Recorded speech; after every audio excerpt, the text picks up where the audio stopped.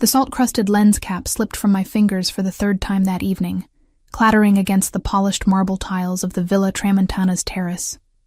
I cursed under my breath in English, then Italian, then that hybrid language I'd developed after 6 months of freelancing through Mediterranean resorts, scraping together enough euros to keep my veterinary degree dreams alive. My knees ached from crouching behind potted lemon trees for the past 2 hours, capturing candid shots of wealthy guests who pretended not to notice my presence. The camera strap had rubbed my neck raw, and my borrowed black dress, meant to help me blend into the sophisticated crowd, stuck to my lower back with perspiration, despite the evening breeze rolling in from the Tyrrhenian Sea. I bent to retrieve the lens cap, my fingers brushing against cool marble that still held the day's warmth. The terrace stretched before me like something from a film set, all ivory columns and cascading bougainvillea, strings of Edison bulbs casting warm pools of light across clusters of laughing guests. Beyond the ornate balustrade, the Sardinian coastline curved away into purple twilight, the water darkening from turquoise to indigo. This was my 7th event in 2 weeks at the resort. The photography gig paid triple what I earned at the veterinary clinic back in Milan, where I spent my actual passion hours, organizing files and sterilizing equipment, while the real vets did the work I dreamed of doing. Here, I was the invisible observer, the hired eye capturing memories for people who could afford to forget them. I adjusted my position behind a particularly robust lemon tree, its branches heavy with fruit that probably cost more to maintain than my monthly rent. Through my viewfinder, I tracked a woman in an emerald dress as she threw her head back in laughter, diamonds at her throat catching light like trapped stars. Click. A elderly couple dancing despite the lack of music, their movements synchronized by decades. Click. A group of young men in linen suits, raising crystal tumblers toward the darkening sky. Click. Then I saw him. He stood apart from the other guests, leaning against the far balustrade with deliberate casualness that somehow drew more attention than the loudest conversations. Tall, perhaps early 30s, with dark hair swept back from a face that cameras would either love or fear. His white linen shirt, unbuttoned at the collar, caught the breeze, and his gray eyes swept the terrace with the methodical assessment of someone cataloging exits rather than admiring architecture. I'd photographed enough wealthy men to recognize the type. Power sat differently on some shoulders, not loud or obvious but present, like expensive cologne you only noticed when standing too close. This man wore it like a second skin. My finger hovered over the shutter button. Something told me not to photograph him without permission. Some guests explicitly requested privacy, their names on lists my employer provided with stern warnings attached. But he wasn't moving toward the festivities, wasn't engaging with anyone. He was watching. And then, with the uncomfortable precision of prey recognizing a predator's gaze, I realized he was watching me. Heat crept up my neck despite the cooling evening air. I lowered the camera slowly, trying to appear professional rather than caught. His expression didn't change, but one corner of his mouth lifted almost imperceptibly. Not quite a smile. More like acknowledgement. I should have looked away. Should have busied myself with my equipment. Found another angle. Melted back into my hired invisibility. Instead, something reckless flickered to life in my chest. Maybe exhaustion. Maybe defiance against constantly making myself small in spaces like this. I held his gaze and raised one eyebrow in question. His almost smile widened fractionally. He pushed away from the balustrade with fluid economy of movement, heading not toward me, but toward the bar, where backlit bottles glowed like jewels. I exhaled breath I hadn't realized I was holding, and turned my attention back to safer subjects. The next hour passed in the familiar rhythm of event photography. I moved through the crowd like water, there but unnoticed, capturing moments between the moments people performed for cameras. A child tugging her mother's designer dress. A server's tired smile when he thought no one was looking. the way candlelight transformed ordinary faces into something painterly and strange. I was reviewing shots on my camera's small screen when a voice spoke near my ear. Accented Italian wrapped around deliberately casual English. "You have an interesting eye." I turned to find him standing closer than social convention usually allowed, close enough that I caught the scent of expensive cologne and something else beneath it. Leather, maybe. Or gunpowder, though that thought seemed absurd in this setting. "Thank you," I replied in Italian, keeping my tone professionally neutral despite my heart's sudden acceleration. "Though I'm just documenting what's already here." "No." He gestured toward my camera with a glass of amber liquid. "You find the truth hiding behind the performance. That woman there." He nodded toward the emerald dress. "You caught her when she thought no one was watching. When her smile dropped for just a second and something else showed through." I glanced at the image he referenced. He was right. Between perfectly composed shots, I'd captured a flicker of something raw. Maybe loneliness. Maybe calculation. "Most people prefer the performance," I said carefully. "Most people are fools." The bluntness startled a laugh from me before I could stop it. Immediately, I pressed my fingers to my lips, aware of breaching some unspoken protocol about laughing at guests' comments. But his gray eyes warmed slightly, pleased rather than offended. "You disagree?" "I think," I said, surprising myself with honesty, "that everyone's performing something, even the people who claim they're not." "Even you?" "Especially me." I gestured at my borrowed dress, my professional camera, the invisible barrier I maintained between myself and the wealthy crowd. "I'm performing competent invisibility." "You're failing spectacularly." Heat rose to my cheeks again, but this time I met it with the reckless thing still flickering in my chest. "Is that a professional assessment or a personal observation?" Something dangerous flashed in his eyes, there and gone so quickly I might have imagined it. "Careful, photographer. Questions like that have consequences." The Italian word for photographer, delivered with such precise diction, felt more intimate than it should have. I straightened my spine, reclaiming the 2 inches of height I'd lost by unconsciously shrinking under his attention. "I should get back to work," I said, not quite steady but close enough. "Of course." He stepped back just enough to restore proper distance. "But before you disappear into your professional invisibility again, I'm curious. What do you see when you look at me?" The question caught me off guard. Through my viewfinder, I saw danger and control, and something coiled tight beneath expensive tailoring. But standing here, close enough to notice the faint scar along his left jawline, I saw something else too. Loneliness, maybe. Or the careful isolation of someone who'd chosen distance as armor. "I see someone who doesn't want to be here," I said finally. His expression shifted, genuine surprise replacing calculated charm. "You're observant." "It's my job." "No." He shook his head slowly. "Your job is pressing a button. This is something else." Before I could formulate a response, my phone vibrated with a message from Julia, the resort's event coordinator. 5 minutes until cake cutting. I needed to position myself near the main table. "I really do need to go," I said, already stepping back, already retreating into the safety of professional duty. "Wait." The single word stopped me. "Your name." I hesitated. Giving my name felt like crossing a line I didn't fully understand. But refusing seemed childish, theatrical in a way that would undermine my earlier boldness. "Iris.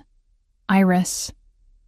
He repeated it like he was tasting wine, considering its qualities. "I'm Nico." "Nice to meet you, Nico." The formality felt absurd after our conversation, but I didn't know what else to say. "We'll see each other again," he said, not a question but a statement of fact. I wanted to argue, to point out that guests came and went while I remained in visible background, but something in his certainty made disagreement seem pointless. Instead, I nodded once and fled toward the safety of my camera, my professional distance, the familiar armor of being the observer rather than the observed. The cake cutting passed in a blur of flash photography and forced smiles. I captured the knife slicing through fondant, champagne toasts, the careful performance of wealth and celebration. But my hands shook slightly, and twice I had to delete shots where I'd unconsciously angled the lens to include him in the background, gray eyes still watching, still cataloging, still somehow finding me despite the crowd between us. When the event finally ended, I packed my equipment with mechanical efficiency, fingers moving through familiar routines while my mind replayed our conversation, searching for hidden meanings in every word. The terrace emptied gradually, guests drifting toward cars or rooms or wherever wealthy people went when the performance ended. I shouldered my camera bag and headed for the service entrance, the route staff used to maintain the illusion that places like this ran themselves. The corridor was blessedly cool after the terrace's warmth, fluorescent lights harsh after romantic Edison bulbs. Iris. I jumped, nearly dropping my bag. Nico stood in the corridor as if he'd materialized from shadows, still in his linen shirt, but with sleeves rolled to his elbows now, revealing forearms marked with what looked like old burns. "You shouldn't be back here," I said, reflexive concern making my voice sharp. "This area is staff only. I wanted to return this." He extended his hand. My lens cap rested in his palm. "You dropped it. Earlier." I stared at the small piece of plastic like it was something precious and dangerous. "You've been carrying that around all evening?" I considered keeping it. As a guarantee, you'd have to seek me out to retrieve it. His almost smile returned. "But I suspect you're stubborn enough to simply buy a replacement." "Probably," I admitted, taking the cap from his palm carefully, avoiding skin contact that suddenly seemed loaded with significance. "So instead, I'm asking directly. Have coffee with me tomorrow." Not a question. A request framed a statement, assuming acceptance. The reckless thing in my chest flared brighter. I should say no. Should maintain professional boundaries. Should recognize that whatever this was, it couldn't lead anywhere good for a girl from Milan trying to pay for veterinary school with borrowed dresses and freelance photography. "I work mornings," I heard myself say instead. "Pool photography. I'm free after 1. 2:00, the cafe by the marina." Still not asking, but I found I didn't mind. "How do you know I'll actually show up?" He leaned closer, close enough that I caught that scent again, leather and danger beneath expensive refinement. "Because you're as curious about me as I am about you, and because you're brave enough to admit it." Then he was gone, footsteps fading down the corridor before I could formulate a response. I stood alone under harsh fluorescent lights, clutching a lens cap like a talisman, my heart racing in a way that had nothing to do with physical exertion. Tomorrow, I told myself. Tomorrow I'd be sensible. I'd send a polite message canceling, would avoid him for the remainder of his stay, would remember that I was here to work, to save money, to build a future that had nothing to do with gray-eyed men who looked at me like they could see past every performance, straight to something raw and true. But as I made my way to the staff quarters I shared with 3 other seasonal workers, as I lay awake listening to the Mediterranean's distant whisper, I knew I was lying to myself. I was going to that cafe, was going to see what happened when I stopped performing invisibility and let myself be seen. The thought terrified and thrilled me in equal measure. The morning sun turned the resort's infinity pool into liquid sapphire. I crouched at the shallow end, waiting for the perfect shot of a toddler in water wings, his mother hovering nearby with the anxious attention of someone who'd paid too much for this vacation to let anything go wrong. My camera felt heavier than usual, or maybe that was just the weight of anticipation pressing down on my chest. 2:00, the Marina Cafe. Nico's gray eyes holding mine in the staff corridor. promising nothing and everything at once. "Iris, can you get one of him jumping in?" The mother's voice pulled me back to professional focus. "Of course, Signora." I adjusted my lens, tracked the child's gleeful leap, captured water diamonds scattering in sunlight. Click. The moment suspended forever in pixels and memory. I'd been photographing pool scenes for 3 hours when I felt it, that specific prickling awareness of being watched. My gaze swept the terrace automatically, cataloging guests sprawled on loungers, couples sharing tropical drinks, children shrieking with the particular pitch that only poolside joy produced. He sat at a table beneath a white umbrella, laptop open but clearly ignored, coffee growing cold while he watched me work. Not obviously, not in the creepy way some guests watched young staff. Just steady observation, like I was something worthy of study rather than scenery. Heat crawled up my neck despite the pool's cooling proximity. I turned deliberately back to my subjects, refusing to acknowledge his presence even as every nerve ending tracked his location with uncomfortable precision. The morning stretched into afternoon. I moved around the pool's perimeter, changing angles, adjusting for shifting light. He remained at his table, occasionally typing something, but mostly just existing in my peripheral vision, like a gravitational force I couldn't ignore. At 12:30, Julia appeared with the clipboard that governed my life at the resort. "Iris, you're done early today. The afternoon photography is covered. Some VIP requested his own personal photographer for a private yacht excursion." My stomach dropped. "Oh, that's good, I suppose. More time to edit photos." She gave me an odd look. "You're disappointed about having free time? Are you feeling well?" "Fine," I lied, gathering my equipment with hands that wanted to shake. "Just surprised, that's all." As I packed my camera into its protective case, I felt him approach before I saw him. The air changed, charged with that specific tension that had marked our first conversation. "Iris." His voice carried just the right volume to be heard over poolside noise without drawing attention. "I'm the VIP who requested the personal photographer. Unfortunately, there's been a change of plans. The yacht excursion is canceled." I turned slowly, finding him close enough to see water droplets on his collar from the pool's splash zone. "That's unfortunate for you. Devastating." His mouth curved with amusement that didn't quite reach his eyes. "I suppose I'll have to find alternative entertainment for the afternoon. Perhaps that cafe by the marina. 2:00. The presumption should have annoyed me, should have triggered my instinct to resist being managed, controlled, assumed.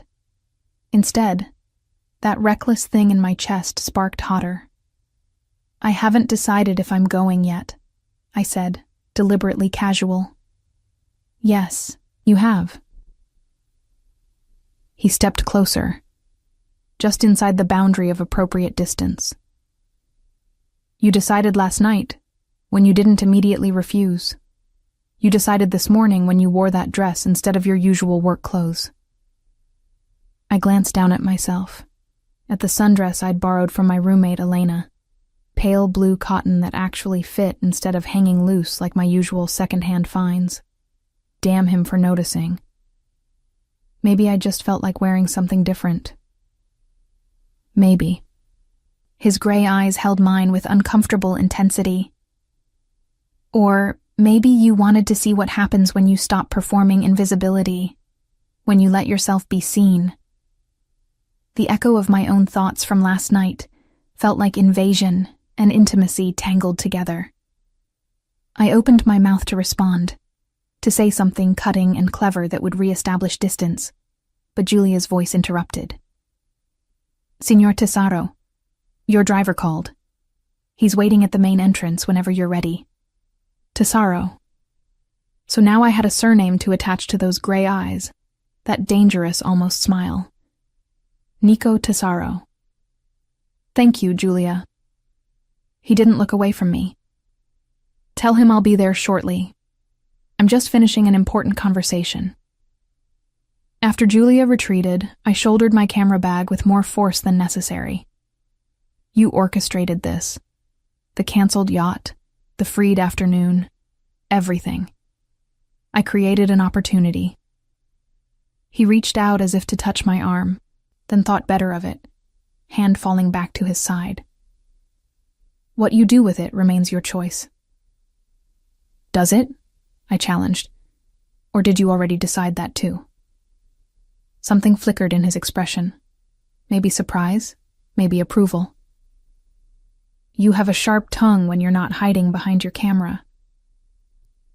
And you have a habit of assuming you know me based on one conversation. Then prove me wrong.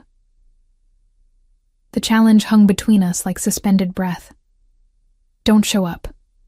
Go back to your room, edit your photos, spend the afternoon being safely invisible.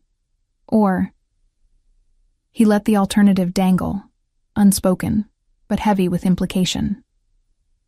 I should have walked away, should have recognized manipulation wrapped in charm, should have remembered every warning about powerful men and the damage they leave behind. But standing there in borrowed blue cotton, with chlorine scent in my hair, and my camera bag weighing down my shoulder, I couldn't remember why safety mattered more than the electric anticipation racing through my veins.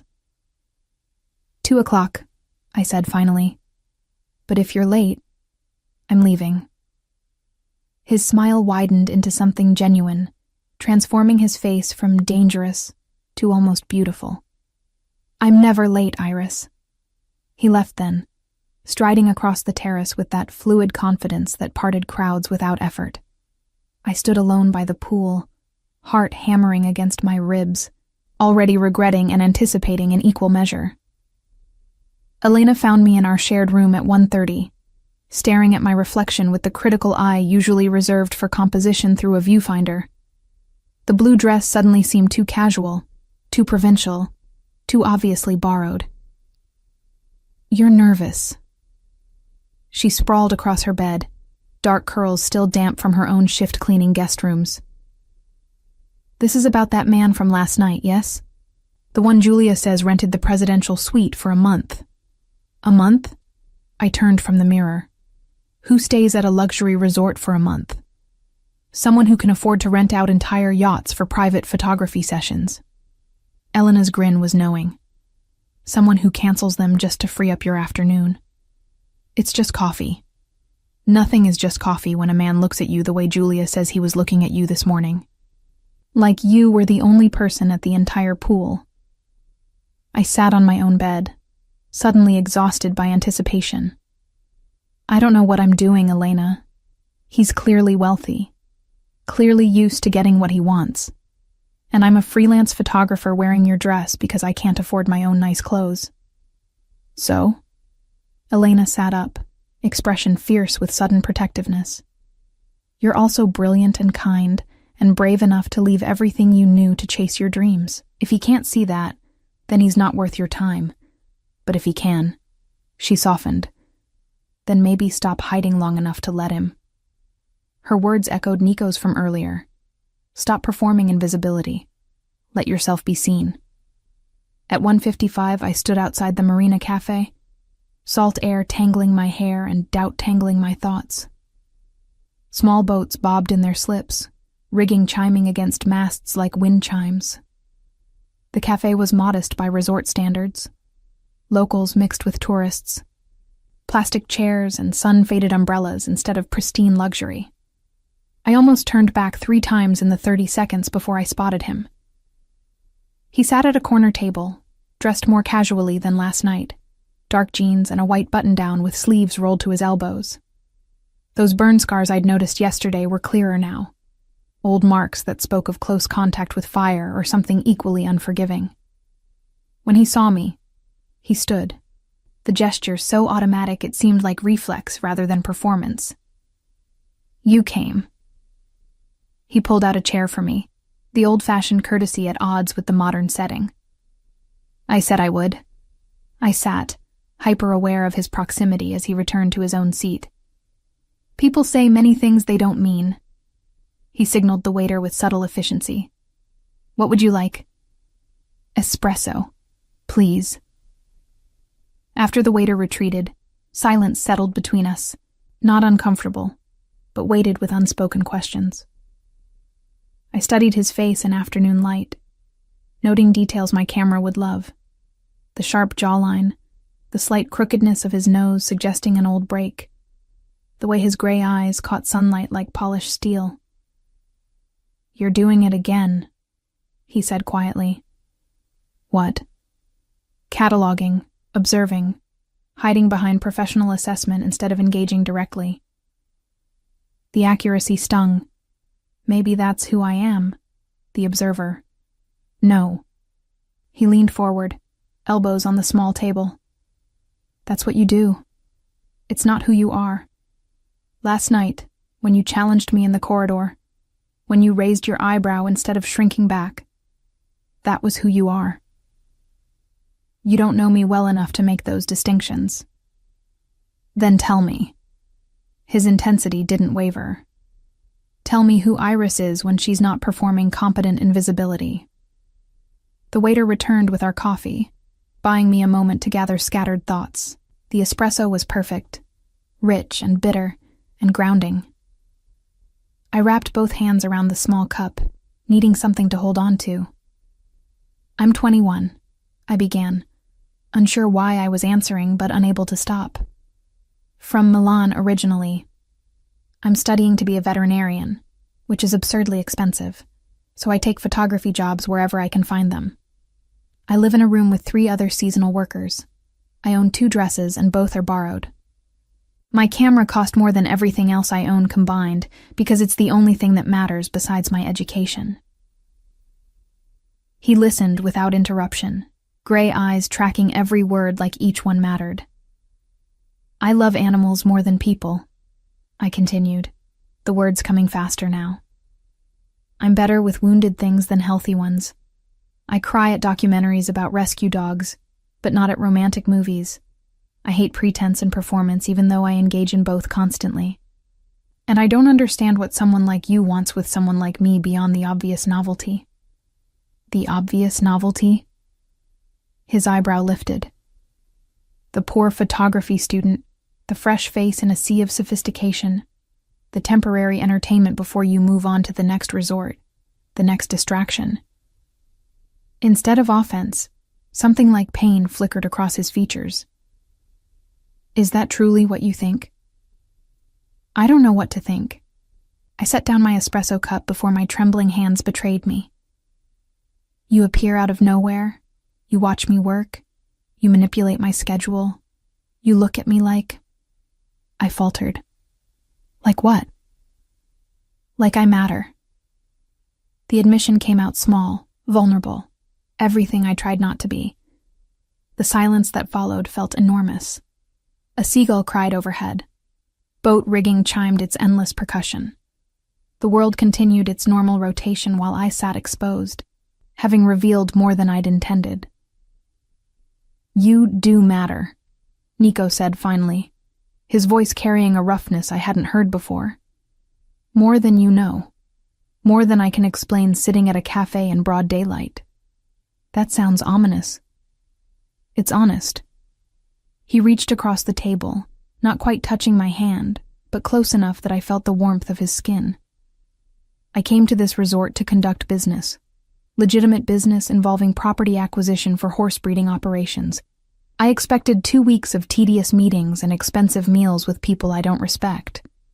Instead, I found you hiding behind lemon trees, capturing truth between performances, challenging me with raised eyebrows instead of submissive smiles." I don't submit easily.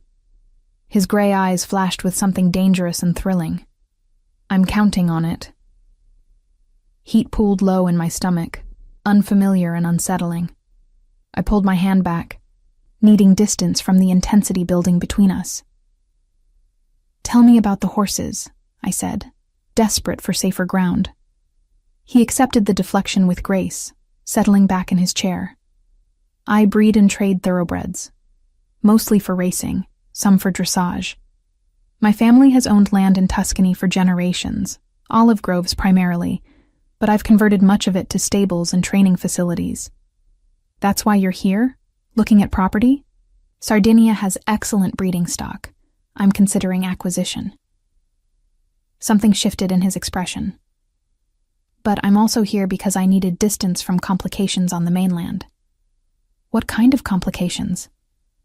The kind that involve people expecting things I'm not willing to give. His vagueness felt deliberate. Business associates with different visions for the future. Family with traditional expectations. I wanted to press further, but something in his closed expression warned against it.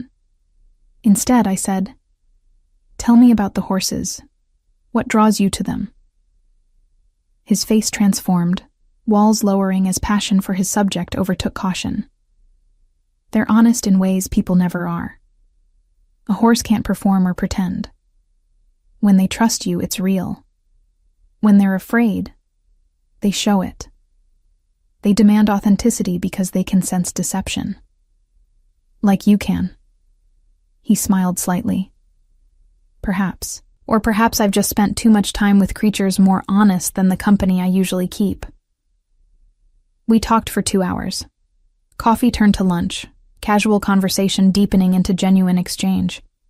He asked about my veterinary studies with surprising knowledge, revealing that he'd considered becoming a veterinarian himself before family obligations directed him elsewhere. I asked about the logistics of horse breeding, fascinated despite myself by the complexity of bloodlines and training protocols. "You should visit sometime," he said, as the afternoon sun began its decline toward evening. "The stables, I mean. See the horses. You'd appreciate them." "I'm in Sardinia. You're in Tuscany.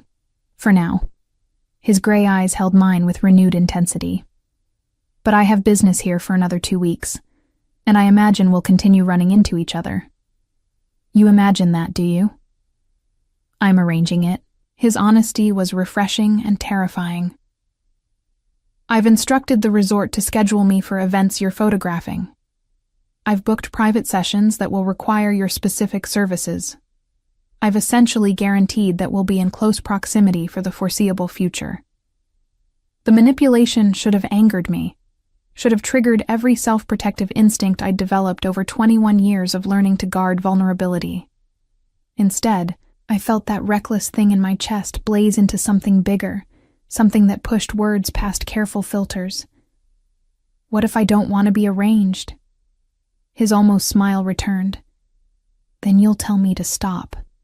And I will. But I don't think you want that any more than I do." He was right, damn him. I didn't want distance or safety or the comfortable invisibility I'd cultivated so carefully. I wanted this. The electric anticipation. The sense of standing on a precipice deciding whether to jump. "One condition," I said finally. "No more manipulation. If you want to see me, ask directly. I'll decide honestly, but I won't be managed." Something like respect flickered in his gray eyes. "Agreed. Though I reserve the right to create opportunities you might not otherwise have." "Such as?" "Such as a private tour of a thoroughbred breeding operation tomorrow afternoon. The owner is someone I'm negotiating with. He's agreed to let you photograph his horses for your portfolio in exchange for professional shots of his champion mare." My heart jumped. Access to purebred horses, the kind I'd only seen in textbooks and dreams. Professional quality photos for my portfolio. The opportunity to combine my two passions in a way my current resort photography never allowed. That's manipulative. That's creating opportunity. He stood, extending his hand formally. "What do you say, Iris? Will you spend tomorrow afternoon photographing horses with me?" I looked at his extended hand, at the burn scars marking his forearms, at gray eyes that saw past every performance to something raw and true beneath. Every instinct warned caution. Every fiber of my being screamed yes. I placed my hand in his. "Tomorrow afternoon, but only because the horses deserve good photography." "Of course." His fingers closed around mine, warm and calloused, and sending electricity straight to my core. "Only for the horses." We both knew I was lying. And somehow, That made it perfect. The breeding facility sat in Sardinia's interior, where tourism surrendered to agriculture, and the Mediterranean's azure gave way to dusty olive groves. Nico's car, a sleek black Range Rover that whispered money without shouting it, navigated the winding road with practiced ease, while I pressed my forehead against the cool window, watching landscape transform from coastal luxury to rural authenticity. Nervous? His voice pulled me back from scattered thoughts. Excited, I corrected, then admitted, maybe both. The facility appeared around a bend, white stucco buildings arranged around paddocks where horses grazed in afternoon sun. Nothing ostentatious, just clean lines and obvious care, the kind of operation that prioritized animals over impression. Marco Santini met us at the main stable, a weathered man in his 60s with calloused hands and kind eyes. He greeted Nico with familiar warmth that suggested history beyond business transactions. "This is Iris."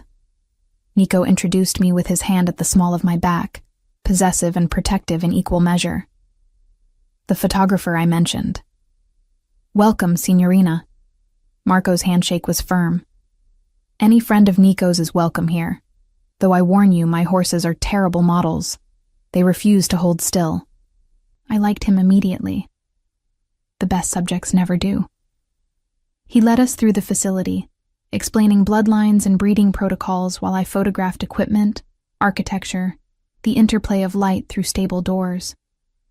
But my real focus waited in the far paddock, a magnificent chestnut mare whose coat gleamed like burnished copper. "Luna Rosa," Marco said with obvious pride. "Red Moon. She won 2 derbies before I retired her to breeding. Best horse I've ever owned. Through my viewfinder, she was perfection. I spent 20 minutes capturing her movement, the powerful grace of muscles beneath that copper coat, sunlight catching her mane as she tossed her head with aristocratic disdain. "You're good at this," Nico observed quietly, standing close enough that I felt his warmth despite the afternoon heat. "Photography?" "Reading them. Understanding what they're showing you beyond the surface." I lowered my camera, finding his gray eyes watching me with the same intensity I'd directed at the mare. "Horses are easier than people. They don't hide what they feel. Some people don't either." He reached out, brushing a strand of hair from my face with fingers that lingered just slightly too long. "When they forget to perform." Heat that had nothing to do with Mediterranean sun spread through my chest. Before I could respond, Marco called us to the main stable where he'd prepared lunch. Simple bread and cheese and wine on a table overlooking the paddocks. We ate and talked, conversation flowing easily between horse breeding and veterinary science, between Nico's Tuscan operations and my Milan studies. Marco shared stories about Luna Rosa's racing career, about the patience required to earn a horse's trust, about the responsibility inherent in creating life through careful breeding. "Your generation understands this better than mine did," he said to me, refilling my wine glass. "We saw horses as tools, investments. You see them as partners, individuals. It's better." "Not all of our generation feels that way," I countered, thinking of classmates who viewed veterinary medicine purely through financial lens. "But you do." Marco's observation carried weight. "Nico, she has the instinct, the thing that can't be taught." Something passed between the two men, a communication beyond words that made me feel simultaneously included and excluded. After lunch, I photographed Luna Rosa extensively, capturing every angle, every expression, building a portfolio piece that would demonstrate technical skill and artistic vision. Nico stayed close but not intrusive, occasionally offering suggestions about angles or lighting that revealed surprising photographic knowledge. "You know this stuff," I accused during a break, reviewing images on my camera's screen. "I took a course once, photography basics." He shrugged.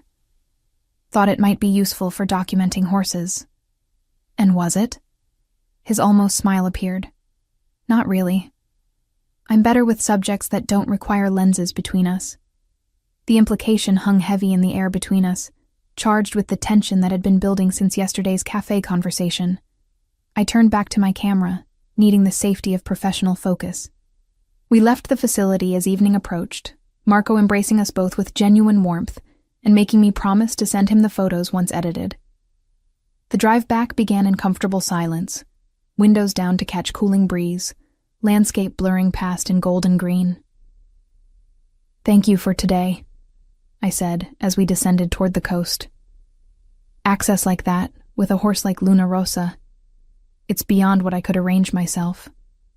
You earned it through your skill." Nico kept his eyes on the winding road. "Marco doesn't allow just anyone to photograph his champion. He saw what I saw, your genuine respect for the animals. Still, I know you arranged it for me." "I created opportunity," he corrected with slight amusement. "You executed it beautifully." We stopped at a scenic overlook where the road curved above the sea, distant waves catching sunset gold. Nico parked, and we stood at the stone railing, watching light transform water into liquid amber. "Can I ask you something?" The question escaped before caution could stop it. "Always." "That first night at the event, you said I had an interesting eye, but you were watching me long before I photographed anything. Why?" He was quiet for so long I thought he wouldn't answer. When he spoke, his voice carried unusual vulnerability. "Because you were the only person there who wasn't performing. Everyone else wore masks, played roles, projected whatever version of themselves they wanted the world to see. But you." He turned to face me fully. "You were just yourself. Tired, determined, slightly annoyed at your borrowed dress. Real. Maybe I was performing too. Maybe invisibility was my mask. No." He reached out, fingers gentle against my jaw, turning my face toward his. "Invisibility was your protection. There's a difference." His thumb traced my cheekbone, the touch setting every nerve ending alight. We stood close enough that I caught that scent again, leather and danger and something uniquely him. My heart hammered against my ribs, anticipation and apprehension tangled together. "Iris." My name on his lips felt like permission and warning at once. "If I kiss you right now, everything changes. Maybe I want things to change. You don't understand what you're saying." "Then explain it to me." The challenge came out breathless but defiant. Instead of answering, he closed the distance between us, his mouth finding mine with surprising gentleness. The kiss started soft, questioning, giving me space to retreat. But I didn't retreat. I leaned into him, hands finding his shoulders, opening to his exploration with the same reckless certainty that had characterized every interaction since we met. He deepened the kiss, one hand tangling in my hair, while the other pulled me flush against him. I tasted wine on his tongue, felt the controlled power in his frame, surrendered to sensation with abandon I didn't recognize but refused to question. When we finally broke apart, both breathing hard, he rested his forehead against mine. "Everything changes now," he repeated, voice rough. "I know. No, you don't." He pulled back enough to meet my eyes, his gray gaze darker now, stormy. "But you will." The cryptic warning should have frightened me, should have triggered all my carefully cultivated self-preservation. Instead, it only made me want him more, want to understand the shadows behind those gray eyes, want to be the person who saw past his performances the way he saw past mine. We drove back to the resort in charged silence, his hand finding mine across the console, fingers intertwining like they belonged there. When we reached the main entrance, he walked me to the staff quarters like some strange inversion of normal dating protocols. "Have dinner with me tomorrow," he said at the door to my building. "Are you asking or arranging?" His smile was genuine. "Asking. though I've already made reservations at the resort's best restaurant just in case. Presumptuous. Hopeful. He lifted my hand to his lips, the gesture old-fashioned and devastating. Say yes, Iris. Standing there with my hand in his, still tasting him on my lips, still feeling the imprint of his body against mine, I couldn't remember why I'd ever considered saying no. Yes. His smile transformed his face into something beautiful and dangerous. Good. 7 o'clock. Wear something that makes you feel powerful. I only have borrowed dresses. Then borrow the one that makes you feel like you could conquer the world. He released my hand with obvious reluctance. Because tomorrow, I want to see you with all your armor dropped, all your performances abandoned, just Iris in her full truth. The prospect terrified and thrilled me in equal measure. After he left, I stood in the cooling evening, fingers pressed to lips that still tingled from his kiss, and wondered what I'd set in motion. Inside, Elena took one look at my face and squealed. You kissed him. He kissed me. The distinction felt important. And she bounced on her bed with uncontained excitement. And everything changed. I sank onto my own bed, suddenly exhausted by the emotional intensity of the day. Elena, I don't know what I'm doing. He's clearly wealthy, clearly connected in ways I don't understand. And I'm falling for him anyway. Her expression softened with rare seriousness. Then be careful, Kara. But also be brave. Sometimes the best things come from the scariest jumps. That night, I lay awake editing photos of Luna Rosa, each image capturing the mare's power and grace and honest beauty. But my mind kept returning to the overlook, to Nico's warning, to the feel of his mouth on mine, and the certainty that I'd crossed a line from which there was no return. Everything changes now. I knew he was right. I just didn't know yet what shape those changes would take, or how much they would cost. The borrowed dress was deep red, practically burgundy, with a neckline that revealed more collarbone than I usually dared, and a hem that swirled just above my knees. Elena's roommate had worn it to a wedding once, and forgotten it existed in the back of our shared closet, until I mentioned needing something powerful. You look like you could break hearts, Elena said, helping me with the zipper. I'm more worried about having mine broken. She turned me toward the mirror. The woman reflected there looked unfamiliar, confident in a way photography student Iris never managed. The dress did something to my posture, straightening my spine and squaring my shoulders like armor made of silk. Don't be late, Elena warned as I gathered my small purse. And text me if you need extraction. I'll fake an emergency. Nico waited in the resort's lobby, dressed in charcoal slacks and a white dress shirt with the top 3 buttons undone, revealing the strong column of his throat. When he saw me, something flashed in his gray eyes, hunger and appreciation, and something deeper I couldn't name. You're stunning, he said simply, offering his arm with old-fashioned courtesy. You clean up well yourself. The restaurant occupied the resort's highest floor, floor-to-ceiling windows offering panoramic views of coastline and Mediterranean sunset. The maitre d' led us to a private corner table that felt simultaneously exposed and intimate, visible to other diners but separated by enough space to create illusion of isolation. This is too much, I whispered, as Nico held my chair. It's barely enough. He took his own seat, gray eyes never leaving my face. You deserve restaurants like this every night, not just borrowed moments between photography shifts. The compliment made heat rise to my cheeks. I'm happy with my life. Are you? It wasn't challenge, but genuine question. Or have you convinced yourself to be content with less than you deserve? Before I could formulate response, a sommelier appeared with wine recommendations that meant nothing to me beyond impressive-sounding French regions.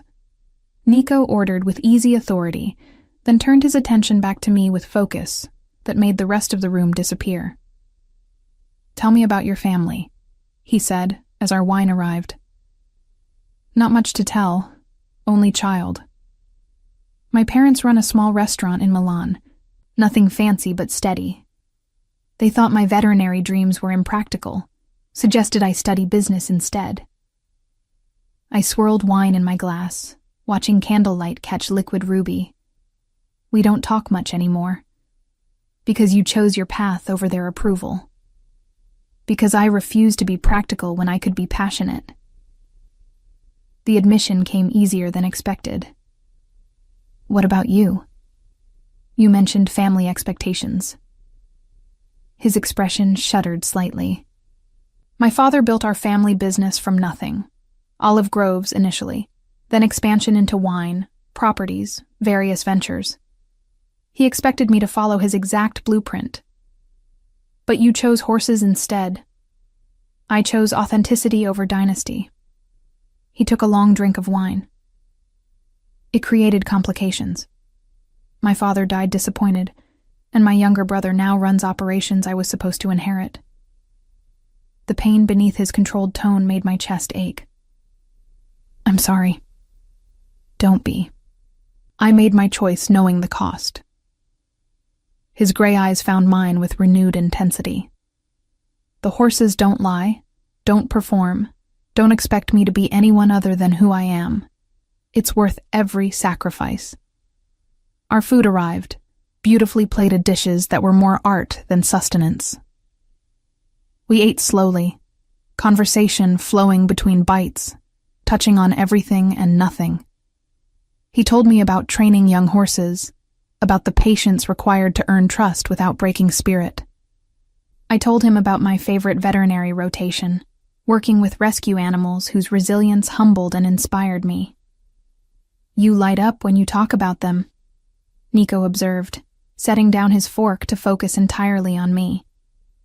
The way your eyes brighten, your hands move, you become even more beautiful. I'm not beautiful. The protest was automatic. Years of being invisible, making compliments hard to accept. You are. He leaned forward slightly, not in the obvious way that photographs well or turns heads in crowds. Beautiful in the way truth is beautiful.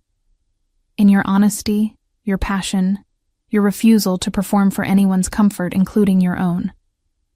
The intensity of his regard made breathing difficult.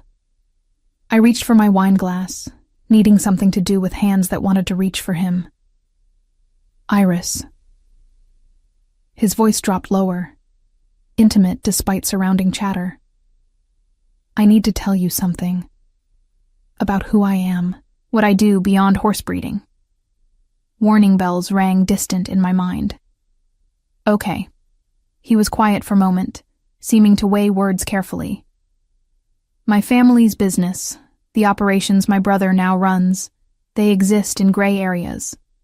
Legal primarily, but touching edges of things less legitimate. And while I've separated myself from direct involvement, some associations remain unavoidable. You're saying you're connected to organized crime. I'm saying I come from that world even though I've chosen to live outside it. He held my gaze steadily. The horses are entirely legitimate, clean income from clean sources. But people assume, because of my surname, that I operate the same way my father did. Do you? Not anymore. The answer came firm and immediate. But the reputation persists. And there are individuals who believe I should maintain family traditions, who create pressure for me to return to operations I've deliberately abandoned. The confession should have sent me running, should have triggered every self-preservation instinct. Instead, I found myself asking, is that the complication you mentioned? Why you needed distance from the mainland? Partly. His jaw tightened almost imperceptibly.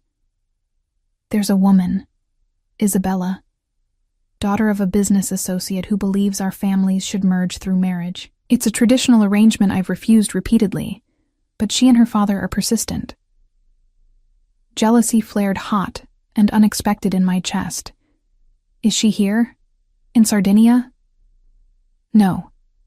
He reached across the table, fingers finding mine. She's on the mainland, finally accepting my refusal. I came here partly to establish distance, to make my position absolutely clear. And then you met me. And then I met you." His thumb traced circles on my palm, the touch sending electricity up my arm. Everything changed. Suddenly I wasn't hiding from complications. I was pursuing something real for the first time in years. The waiter appeared to clear our plates, breaking the moment's intensity. When he retreated, Nico stood and extended his hand. "Walk with me." We left the restaurant, descending through the resort to the private beach where waves whispered against sand and moonlight painted everything silver. My borrowed heels dangled from one hand while I walked barefoot, feeling cool sand between my toes, the hem of my red dress swirling around my calves. "This is better," I said, breathing in salt air and freedom. The restaurant was beautiful, but too formal. Noted for future reference. Nico had rolled his pants to mid-calf, expensive fabric given to practicality without hesitation. Though I enjoy seeing you in settings that match your beauty. We walked in comfortable silence, waves providing percussion to our footsteps. The resort glowed behind us, distant and unreal, while ahead stretched darkness and possibility. "Can I ask you something?" Nico stopped walking, turning to face me with moonlight catching his gray eyes. "And will you answer honestly, without performing confidence or indifference?" "I'll try." "What are you afraid of? Specifically with me, with this?" He gestured between us. "What keeps you from fully surrendering to what's building here?" The question caught me off guard with its directness. I stared at dark waves, gathering thoughts scattered by wine and moonlight and proximity. "I'm afraid of losing myself," I admitted finally. "You're overwhelming, Nico. Your confidence, your resources, your ability to arrange reality around your preferences. I'm afraid that being with you means disappearing into your orbit, becoming an accessory rather than a partner. And if I promised that would never happen?" "You can't promise that." I turned to face him fully. "Because you don't understand what it's like to be me. To scrape together rent payment by payment, to wear borrowed dresses, to be invisible by necessity rather than choice. Your world is so different from mine that I don't know how to exist in it without losing the things that make me who I am." He studied me for a long moment, expression unreadable in moonlight. Then he stepped closer, hands finding my waist with gentle possession. "What if I don't want you to exist in my world?" His voice was low, intense. "What if I want to exist in yours? To learn invisibility, to understand scraping and struggling, to see reality through your eyes instead of mine? That's not how power dynamics work." "Then we change them." He pulled me closer, until our bodies touched with electric awareness. "We create something new. Not my world or yours, but ours. Built from equal parts struggle and privilege, invisibility and exposure. You make it sound simple. It's terrifying." His forehead touched mine. "But I'm willing to be terrified if it means having you. All of you. Not the performed version, but the raw truth underneath." I tilted my head back, searching his face for deception or performance. Found only honesty that matched my own vulnerability. "If I do this," I whispered, "if I surrender to this thing between us, you have to promise me something. Anything. Promise you'll tell me the truth. About your family, your business, the gray areas you mentioned. I can handle danger and complication, but I can't handle being lied to." His hands tightened on my waist. "I promise. Complete honesty, even when it's ugly. And you have to let me keep being me. Keep taking photography jobs. Keep studying. Keep existing outside your arrangements and orchestrations. I'll create opportunities, not cages." His almost smile appeared. "Though I can't promise not to be occasionally overbearing about your safety and happiness." I can live with occasional overbearing." The smile widened into something genuine and beautiful. "Then we have an agreement?" Instead of answering with words, I closed the remaining distance between us, kissing him with the certainty that had been building since our first conversation. His response was immediate and consuming, hands tangling in my hair, pulling me flush against his body with barely restrained hunger. We kissed like drowning people finding air, like truth finally acknowledged, like surrender and victory tangled together. The borrowed dress probably suffered in the sand. My carefully arranged hair definitely fell from its pins, and I couldn't bring myself to care about anything beyond the feel of his mouth on mine, his hands claiming my body, the sound of waves and heartbeats creating symphony around us. When we finally broke apart, both breathing hard, he rested his forehead against mine again. "Stay with me tonight," he murmured against my lips. "Not for performance or expectation. Just stay. Nico, just sleep." He kissed the corner of my mouth gently. "Let me hold you while you rest. Let me wake up knowing you're real and not something I imagined." The request was more intimate than seduction would have been. I should have refused, should have maintained boundaries and proper distance. Instead, I found myself nodding, saying yes to this man who saw past all my performances to something raw and true beneath. We walked back to the resort hand in hand, sand-covered and wind-blown and perfectly content. In his suite, the presidential one that Marco had mentioned, he gave me one of his shirts to sleep in and didn't comment when it fell to mid-thigh, enormous on my smaller frame.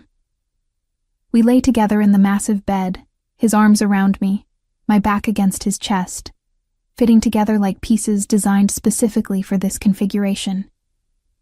Outside, waves provided distant percussion. Inside, his heartbeat against my shoulder blade created different rhythm entirely. "Thank you," he whispered into my hair. "For what?" "For being brave enough to let me see you, the real you." I laced my fingers through his where they rested against my stomach. "Thank you for looking." Sleep claimed us tangled together, moonlight painting the room silver, the future uncertain, but the present perfect in its honesty. Morning arrived with Mediterranean sun streaming through floor-to-ceiling windows, and the disorienting realization that I'd woken in Nico's arms, in his bed, in the presidential suite that probably cost more per night than my monthly rent. He was already awake, propped on one elbow watching me with expression that mixed tenderness and possession. His hair was mussed from sleep, making him look younger, less controlled, achingly human. "You're staring," I mumbled, voice rough with sleep. "You're beautiful when you wake, all soft edges and honest confusion." He traced my jawline with gentle fingers. "Though I suspect you're about to panic and run." "I should get back to staff quarters before Elena sends a search party." "Stay." He pulled me closer, tucking my head beneath his chin. "Just a few more minutes." I let myself relax into his warmth, breathing in his scent, memorizing the feel of his heartbeat against my cheek. These stolen moments felt precious and fragile, like morning mist that would burn away under scrutiny. "I have pool photography at 10, I said finally, reluctantly pulling away. "If I'm late, Julia will actually send people looking. Then I'll make sure you're not late." He kissed my forehead before releasing me. "But tonight, have dinner with me again. Something less formal. Just us and food that doesn't require 3 forks. "That sounds perfect." The walk back to staff quarters in yesterday's red dress felt like performing the ultimate walk of shame. Except I felt no shame.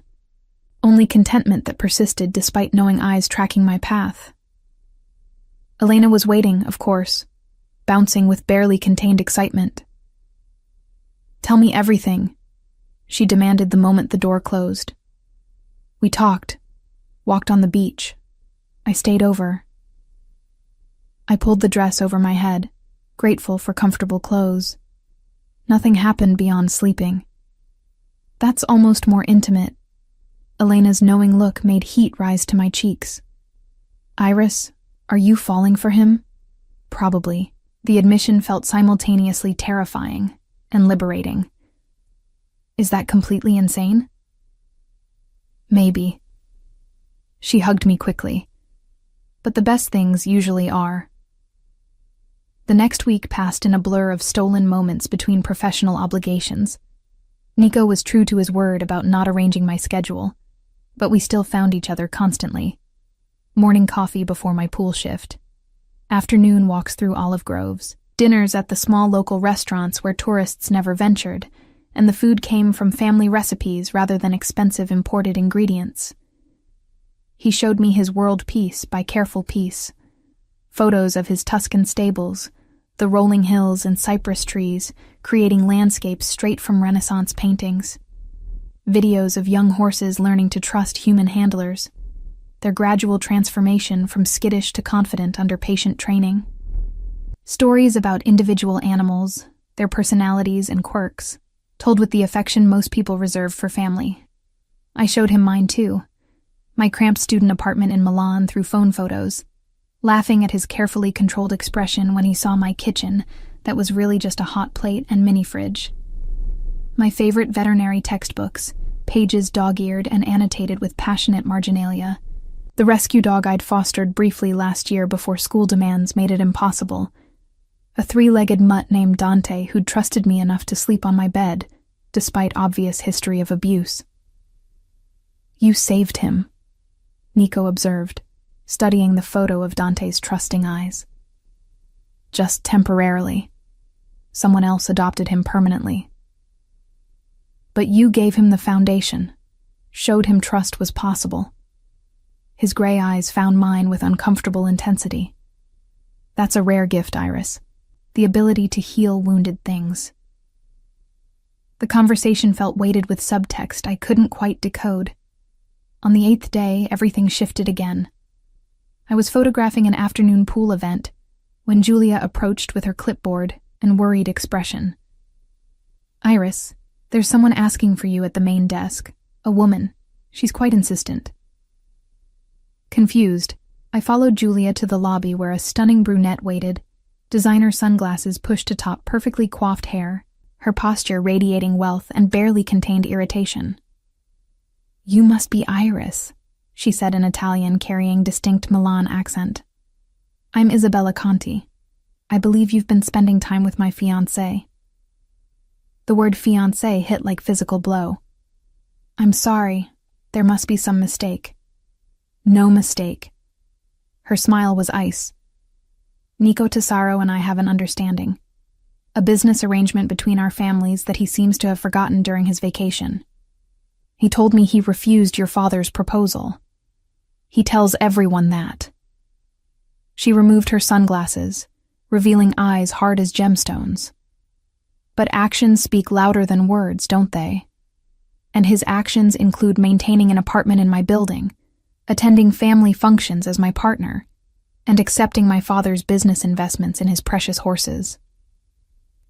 Each statement felt calculated to wound. I don't believe you. Call him then. Ask him directly. Isabella's confidence never wavered. Or better yet, ask him about the property deal he's negotiating here. Who do you think is funding it? My father. With the understanding that Nico and I will merge our families as his father always wanted. My phone felt heavy in my pocket.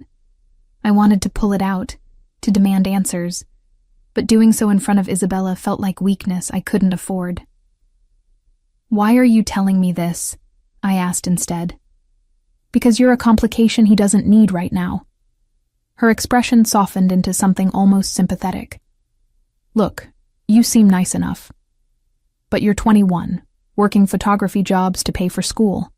Nico is 31 with family obligations and business complexities you can't possibly understand. Whatever fantasy you've been enjoying here, it ends when vacation ends. That's for him to decide, not you. Is it? She stepped closer, voice dropping. He hasn't told you everything, has he? about his family's real business, about why he needed to leave Milan so suddenly, about the people his father owed money to before he died. He told me about the gray areas. Isabella laughed, sharp and bitter. Gray areas? That's diplomatic. Did he tell you about the horse racing scandal? The fixed races his father organized? The illegal betting operations? That's why Nico fled to legitimate breeding, to escape the investigation that's still ongoing. The information came too fast, too targeted.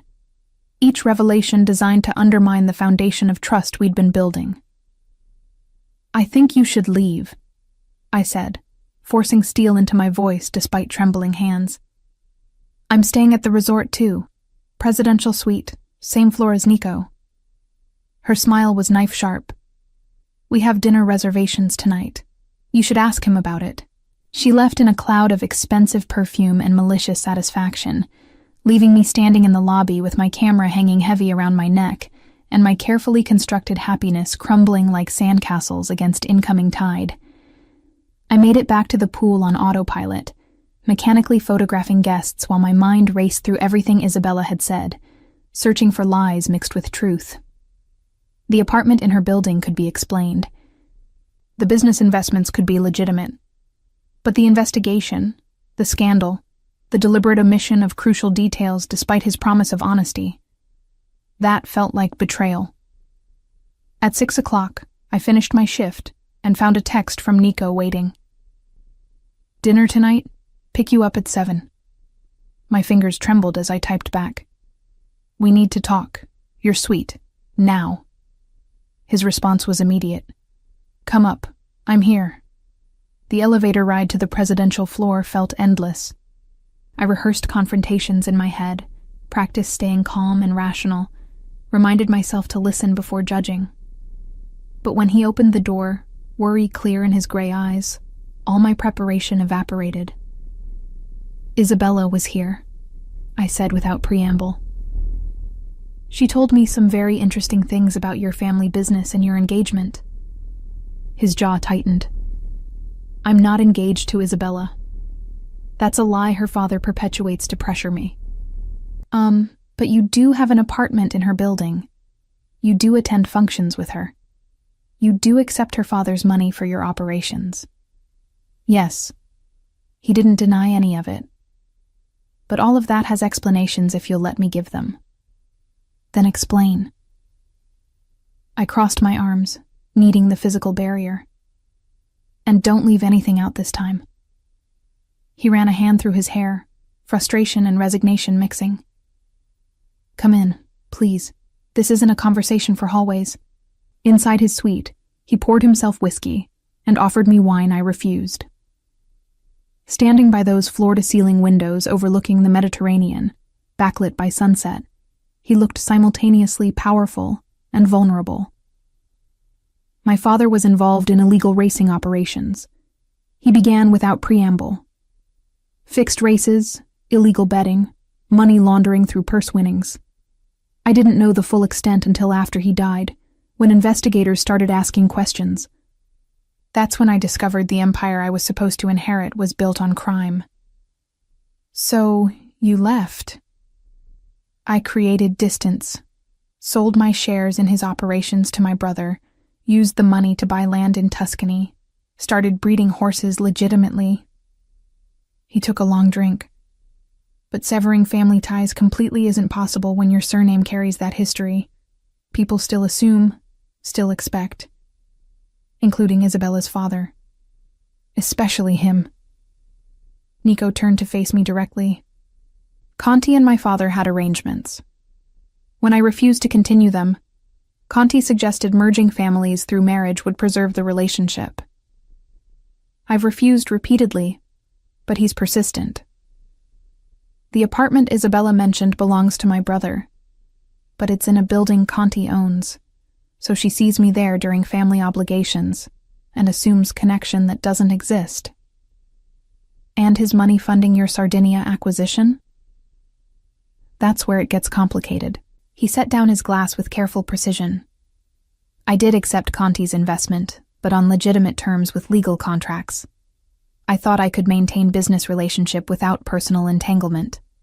I was wrong. He and Isabella are using that financial connection to claim deeper ties. The explanation felt honest, but incomplete. What did you mean by people your father owed money to before he died? Isabella made it sound dangerous. His expression darkened. My father died owing money to organizations that don't forgive debt. They approached me about assuming those obligations. I refused. That's partly why I came here, to establish distance while my lawyers handle negotiations. So there are dangerous people looking for you. Looking for money they believe they're owed. But my lawyers are making it clear those debts died with my father. He moved toward me slowly, like approaching a skittish horse. Iris, I should have told you all of this sooner. I promised honesty, and I failed to deliver complete truth. That's on me. Yes, it is. Anger and hurt warred in my chest. You let me fall for you while hiding the fact that you're connected to criminal investigations and dangerous debts, and a woman who thinks she's your fiancé. I'm not connected to investigations. I'm distancing myself from them. The debts are being legally resolved, and Isabella is delusional, not my fiancé. He reached for my hands, holding them gently when I didn't pull away. But you're right. I should have laid all of this out before things got serious between us. Why didn't you? Because I'm selfish. His honesty was brutal. I wanted this. You. The way you see me as just Nico, not as my father's son or my family's legacy. I wanted to exist in the space we created before reality complicated it. Reality is always there, Nico. Ignoring it doesn't make it disappear. I know. He pressed his forehead to mine, eyes closing. I know. And I'm sorry. But please, please don't walk away because I was too much of a coward to be fully honest from the beginning. I should have pulled back. Should have demanded time to process. Space to think clearly without his proximity clouding judgment. Instead, I found myself asking the question that mattered most. Are you in danger? Real, physical danger from these people your father owed? Not immediate danger. My lawyers are handling it.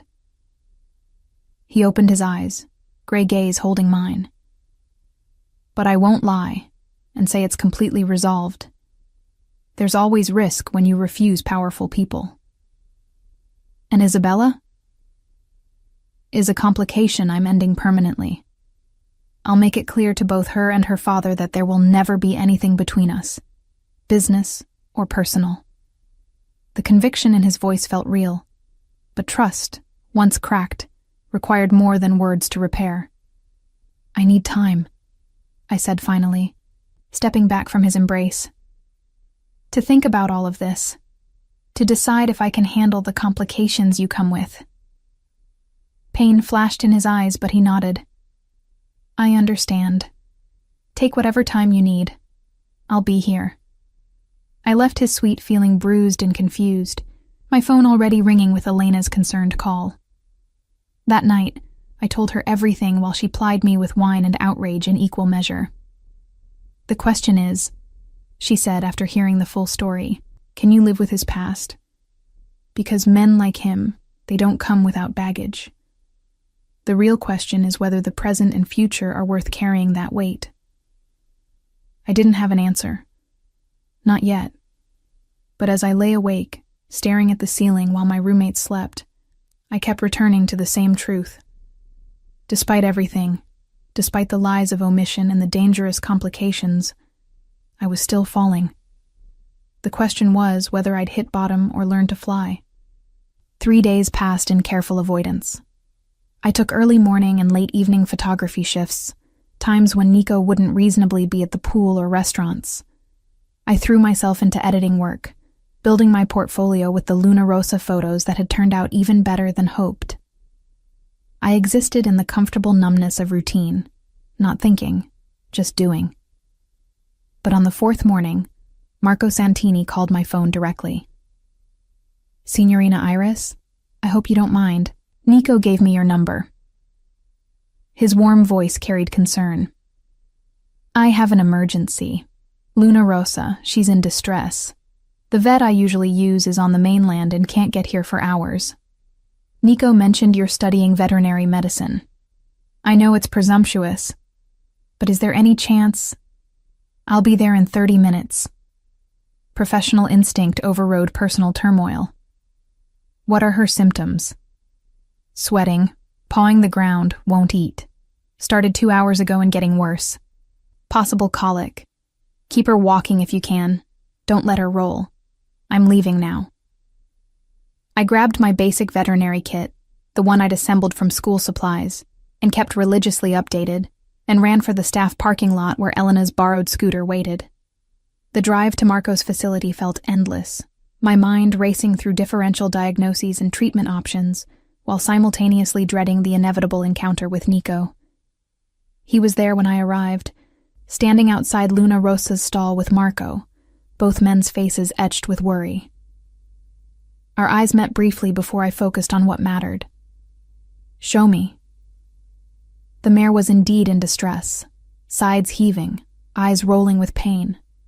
I moved slowly, talking softly, letting her smell my hands before touching. Marco was right about colic, but I needed to determine severity. Do you have a stethoscope? I asked Marco. In the office. I'll get it. While he ran, I continued my gentle examination, checking vitals, assessing the mare's distress level. Nico watched from outside the stall, not interfering but present, his gray eyes tracking every movement. Marco returned with the stethoscope, and I listened carefully to Luna Rosa's gut sounds, relief flooding through me at what I heard. Gas colic, not impaction. She needs to keep moving and we need to monitor closely, but this should resolve with conservative treatment. Thank God. Marco sagged against the stall door. What do we do? I spent the next 3 hours managing Luna Rosa's care, administering the limited medications I had in my kit, keeping her moving when she wanted to lie down, monitoring her vitals with obsessive frequency. Gradually, painfully, she improved. The sweating decreased, her gut sounds normalized, and finally she showed interest in food again. She's through the worst, I announced, exhausted but satisfied. But she needs monitoring for the next 24 hours, and you should still have your regular vet examine her. You saved her. Marco hugged me with surprising strength. Thank you, Iris. Thank you. I just did what any veterinarian would do. You did it with love. He pulled back, eyes suspiciously bright. Luna Rosa knew she could trust you. That matters more than technical skill. After Marco left to make calls, I found myself alone in the stable with Nico, who'd stayed through all 3 hours without complaint or interference. Luna Rosa dozed peacefully now. The crisis passed, leaving only awkward silence between us. That was impressive, he said quietly. Watching you work, you became someone else. So certain, so capable. That's who I really am. I stroked Luna Rosa's neck gently. The photographer, the invisible girl, that's the performance. This is truth. I know. He moved closer, still maintaining careful distance. I've watched you with every animal we've encountered. You transform. It's beautiful. Don't. I turned to face him. Don't use compliments to smooth over the fact that you lied to me. I omitted. There's a difference. Not when you promised complete honesty. He was quiet for a long moment, gray eyes searching my face. You're right. And I can't take that back or fix it with pretty words. All I can do is promise to do better moving forward. If there is a moving forward. Is there? The vulnerability in his voice cracked something in my chest. Because these last 3 days without you have been hell, Iris. I've respected your need for space, but I can't keep pretending I'm fine with it. I'm not fine. I'm miserable. Good. The word came out harsher than intended. You should be. I am. He stepped closer, close enough that I caught his scent. But I'm also in love with you. Completely, terrifyingly in love. And I don't know how to fix this except to keep proving that I'm worth the risk. The confession stole my breath. Nico, let me finish. His hands found my shoulders, gentle but desperate. I've ended all business dealings with Conti, completely severed the relationship, even though it means losing significant investment. I've had my lawyers draft a formal statement to Isabella and her father, making it absolutely clear there will never be anything between us, and I've hired a firm to handle my father's remaining debts so I can have legal separation from that entire mess. You did all that in 3 days? I did all that in 3 hours after you left my suite. His gray eyes held mine with uncomfortable intensity. Because losing you isn't an option I can accept. I'll burn every bridge, cut every connection, rebuild everything from nothing if that's what it takes to prove I'm choosing you. Completely. Without reservation. Tears threatened, but I blinked them back. That's too much pressure. I can't be responsible for you destroying your life.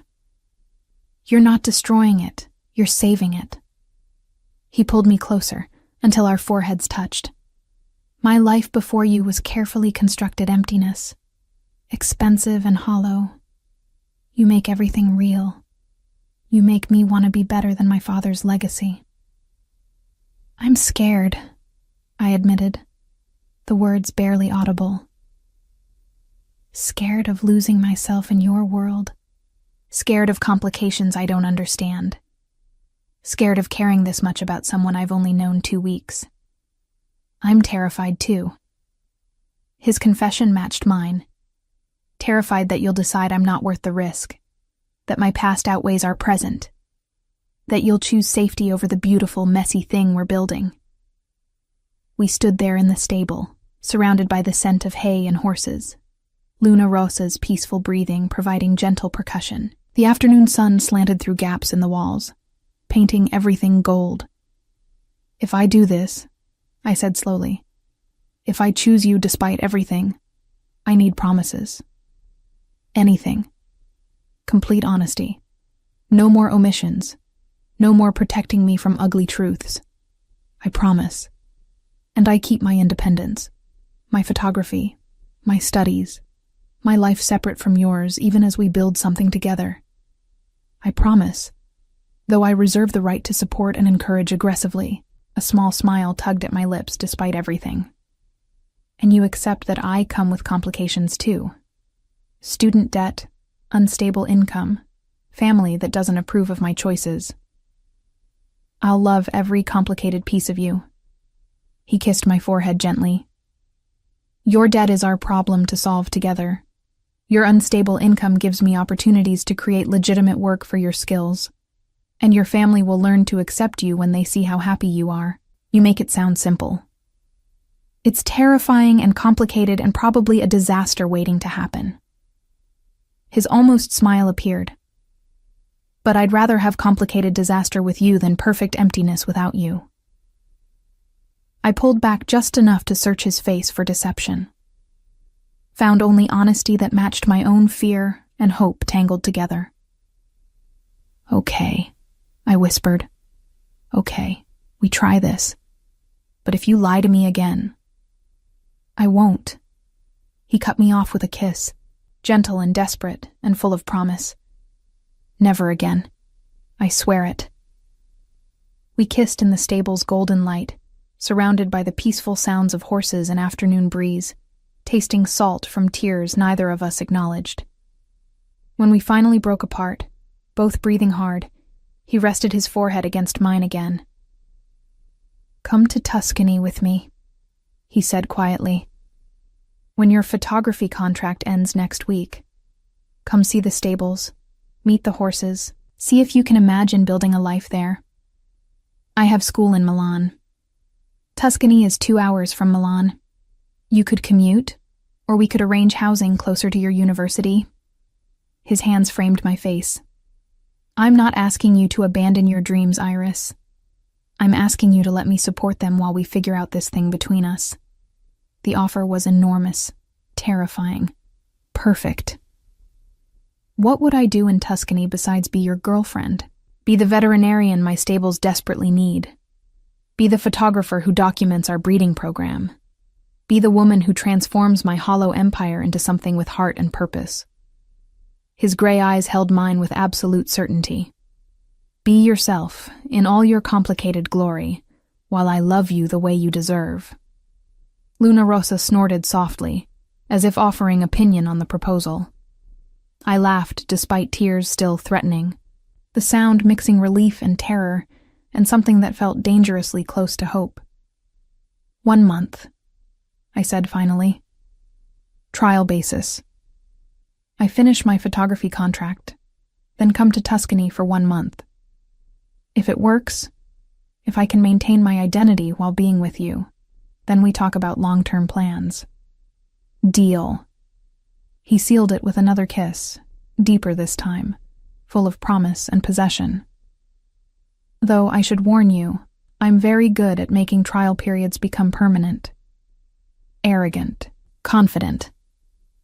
His smile was pure mischief. There's a difference. We left the stable hand in hand, Marco waving goodbye with knowing expression. The drive back to the resort was different this time, charged with anticipation rather than anxiety, my hand in Nico's across the console like it belonged there. That evening, we had dinner at the Marina Cafe where everything had changed the first time. But now the change felt different, not beginning but continuation, not falling but choosing to fly. Tell me about your favorite horse, I requested over simple pasta and local wine. Not the most valuable or successful. Your favorite. His face transformed, softening with genuine affection. Dante. I named him after your rescue dog. He's a 3-year-old gelding, completely unsuitable for racing because he's too gentle. But he loves people with the kind of trust that breaks your heart because you know someone hurt him before he came to me. What will you do with him if he can't race? Keep him forever. Simple certainty. Some horses aren't meant for competition. They're meant for teaching humans about patience and trust and unconditional love. I thought about my own Dante, the 3-legged dog who'd taught me similar lessons. I'd like to meet him. Your Dante. He'll love you. Nico's smile was soft. They all will. You have this gift with wounded things. You see past the damage to their core worth. Maybe that's why I see past your complicated history to who you really are. He raised his wine glass in mock toast. To seeing past surfaces to messy truth beneath. To choosing mess over empty perfection. We clinked glasses, sealing promises spoken and unspoken, acknowledging the terrifying leap we'd both agreed to take. The rest of my week at the resort passed in a blur of photography and stolen moments with Nico. We walked beaches at sunrise, explored village markets in afternoon heat, talked until late night about everything and nothing. He showed me architectural plans for stable expansion, asking my input about veterinary considerations. I showed him my portfolio, letting him critique with surprising photographic knowledge. Isabella left after the 3rd day, her departure marked by cold glare in my direction that I met with steady confidence I'd earned through choosing risk over safety. On my final night at the resort, Nico took me to a secluded beach cove accessible only by boat. We swam in moonlight, my borrowed bikini, red, always red now, floating around me like flower petals, while he watched with barely restrained hunger. "Who let you wear that?" he demanded when I emerged from the water, wrapping around me with possessive warmth. "You're not my owner," I replied, echoing my earlier defiance but softer now, playful rather than defensive. "Not yet." His mouth found the sensitive spot below my ear. "But I'm working on it." Presumptuous. Confident. He pulled back to look at me, gray eyes dark with desire and something deeper. "And completely certain that you're it for me, Iris. The one who changes everything." I kissed him instead of answering with words, tasting salt and moonlight and future possibilities. The wave that hit us pushed me tighter against him, his hands on my waist keeping me steady while the ocean tried to separate us. "I've got you," he murmured against my lips. "Always." And standing there in moonlight with Mediterranean waves surrounding us, his arms strong and steady around me, I chose to believe him. 1 month later, I stood in the main stable of Nico's Tuscan property, watching sunrise paint cypress trees gold, while Dante, the horse, not the dog, nuzzled my shoulder with gentle trust. My photography equipment sat ready to document the morning training session, but for now, I just stood, breathing in the scent of hay and horses and possibility. Nico found me there, wrapping around me from behind, his chin resting on my shoulder. Second thoughts? Constant thoughts. I leaned back into his warmth. But no regrets. Good. He kissed my temple. Because I have a surprise for you. Should I be worried? Probably. His almost smile warmed his voice. I contacted the University of Milan. They have a program that lets veterinary students do clinical rotations with private practices. I've registered my stables as approved site. You can complete your remaining requirements here while also working as our official veterinarian. The offer stole my breath. Nico, that's opportunistic? He turned me to face him. Creating openings you might not otherwise have? Absolutely. But also genuine solution that lets you pursue your passion while we build this together. I searched his face for manipulation, found only honest desire to support my dreams alongside his own. One condition, I said, echoing our conversation from weeks ago. Anything. You let me pay rent, or contribute somehow financially. I won't be kept. His expression softened. Deal, though I reserve the right to occasionally spoil you with things you won't let yourself buy. Occasionally overbearing. It's my love language. I laughed, the sound mixing joy and exasperation and deep affection. Then I suppose I'll learn to speak it. We kissed in the stable's golden light, surrounded by patient horses and endless Tuscan sky, building something terrifying and beautiful from mess and truth, and stubborn refusal to choose safety over passion. 6 months later, during a charity gala at a prestigious venue in Florence, I photographed Nico receiving an award for his conservation breeding program. He looked devastating in formal attire, powerful and controlled, every inch the successful businessman. But when he spotted me behind my camera, his careful mask dropped into genuine smile that was only for me.